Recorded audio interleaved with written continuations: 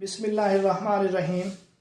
कुछ अहम सवालात का सिलसिला इंशाअल्लाह हम आपके सामने इसी तरह आइंदा भी रखेंगे।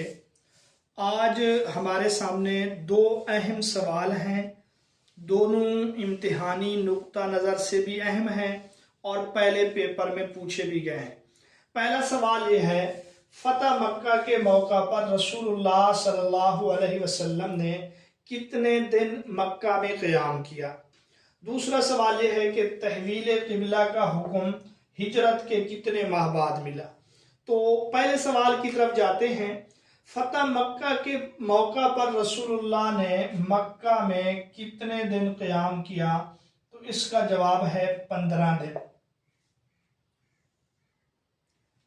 आपने इसके अलावा और भी अक़वाल पढ़े होंगे, मसलन अर्रहीक में 19 दिन है, तो ये 15 दिन जो है अल्लामा शिबली नौमानी रहमतुल्लाह अलैह सीरत नबी में लिखते हैं, और सीरत इब्न हिशाम जो बिल्कुल बुनियादी माखज़ है उसमें भी 15 दिन का जिक्र है।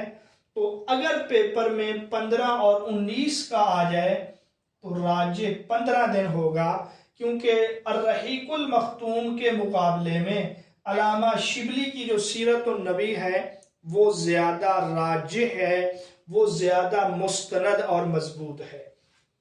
15 दिन का कौल भी है, 19 का भी है, 18 का भी है, 17 का भी है।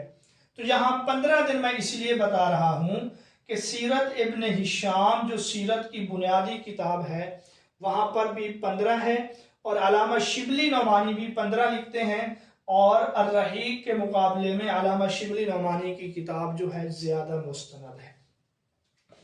और दूसरा जो सवाल है, तहवील क़िबला का हुक्म कितने माह बाद मिला, तो 18वें महीने में 16 का कौल भी है, यहाँ पर 16 माह, और 17 माह का कौल भी है। मैं यहाँ पर 18वें माह का कह रहा हूँ, यानी 18वां महीना चल रहा था।